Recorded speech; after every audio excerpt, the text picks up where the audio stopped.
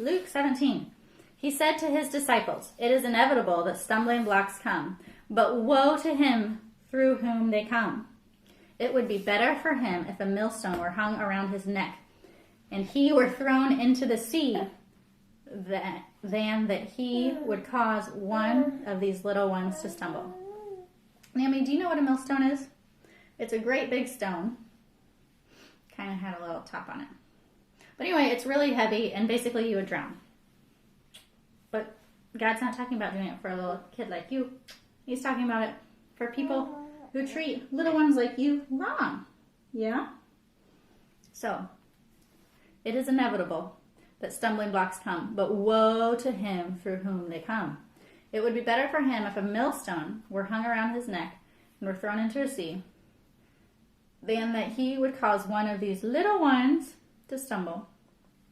In other Gospels, it kind of shows that the children had just come to Jesus and the disciples were stopping them. You know, roll up your sleeves. But Jesus said, "No, let the little children come to me." And then he explained this. So verse 3, be on your guard this is Jesus talking. Be on your guard. If your brother sins, rebuke him. And if he repents, forgive him. And if he sins against you 7 times a day and returns to you 7 times saying, "I repent," forgive him. Actually, I think we might have read this yesterday too. We'll see. The apostles said to the Lord, "Increase our faith." No, we didn't read this yesterday. Oh well. And the Lord said, "If you had faith like a mustard seed, and you would say to this mulberry tree, 'Be uprooted and be planted in the sea,' it would obey you." Here, I got this for you. It would obey you. Which of you, having a slave plowing or tending sheep, will say to him when he has come in from the field, "Come immediately and sit down to eat," but will not say to him, "Prepare something"? You know what, we're going to back up. Okay, so the mustard seed, it's like one of the smallest seeds in, well, I don't know how small mustard seed, but it's really, really small, okay? It's one of the smallest seeds. Like a pumpkin seed is like a lot bigger than a mustard seed. But it grows up into be one of the largest plants, the largest trees. It's crazy. So that's kind of what Jesus is saying. If you have faith, even as small as a mustard seed, it can grow. You can do great things with that faith, okay? You just need a little faith. That's what Jesus is saying. But so many people don't even have a little faith, is kind of his point. So, Lord, help us have at least a little faith. At least a little. Okay. And the Lord said, "If you had faith like a mustard seed, you would say to this mulberry tree, 'Be uprooted and be planted in the sea,' and it would obey you. Which of you, having a slave plowing or tending sheep, will say to him when he has come in from the field, 'Come immediately and sit down to eat,' but will not say to him, 'Prepare something for me to eat, and properly clothe yourselves, and serve me while I eat and drink. And afterward you may eat and drink.'" You gonna read that? Oh, we have the end times right there. I should probably save that paper. Okay, anyway. But he will not say to him, "Prepare something for me to eat, and properly clothe yourself and serve me while I eat and drink. And afterward you may eat and drink." He does not thank the slave because he did the things which were commanded, does he? So you too, when you do all the things which are commanded, you say, "We are unworthy slaves. We have done only that which we ought to have done." I would prefer it if you did not script that piece of paper. But I guess, let me see what else is on it.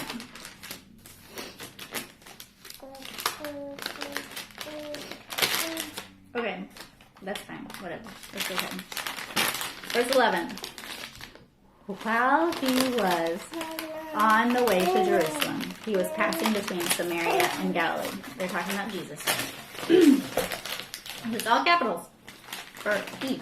As he entered a village, 10 leprous men who stood at a distance met him. And they raised their voices saying, "Jesus, Master, have mercy on us." When he saw them, he said to them, "Go and show yourselves to the priest." As they were going, they were cleansed. Now one of them, where'd it go? Is it on the floor? Yeah, do you need to get it? Or you want to just stay sitting here? You want to get that paper? You can go get it if you want.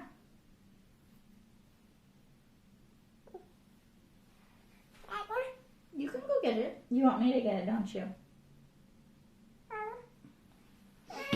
Yeah, you try to get it. You can come back if you want, or you can just play with it right there. That's fine too.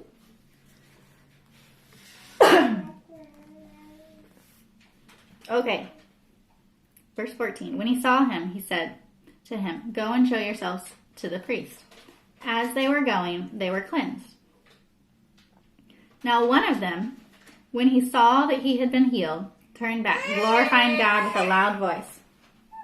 And he fell on his face, giving thanks to him. And he was a Samaritan. You want to sit back up here? You got your paper? That's fine. Then Jesus answered him and said, Were there not 10 cleansed? But the 9, where are they? Was no one found who returned to give glory to God except this foreigner? And he said to him, Stand up and go. Your faith has made you well. Okay, Naomi, there are 2 things going on here. Because first we read about a slave plowing and tending sheep, and he comes in from the field, and you say to him, come down, sit down, eat. Well, not he say, preparing something to eat. So in other words, the point is like the slave is like made to serve this person, and they never once say to the slave, thank you. Because the slave is just doing what he is supposed to be doing. Or the servant or whatever like that. I guess it would be the same as like a server in a restaurant. We don't go into a restaurant and say to the server, why don't you sit down and eat with us? Unless you're my grandma and I am the server, because she has said that to me when I was working in a restaurant one time. But no one else says that to the server who is expected to serve them food. Yeah. You gonna learn about the end times? Okay. So the point is, the slaves don't get thanked, but they are, because they're unworthy and they've only done what they should do. But over here it's almost the opposite, because God expects these people to thank him. So what's the difference? I believe it's like an analogy to God. Like, we definitely owe God thanks for everything he's done for us, because we are quote-unquote unworthy slaves. Yet he does not owe us thanks for quote-unquote helping him, because he is all-powerful. But we do want him to say to us in the end, well done, good and faithful servant. Okay? But again, even in that phrasing, we are the servants, and we are to be serving him.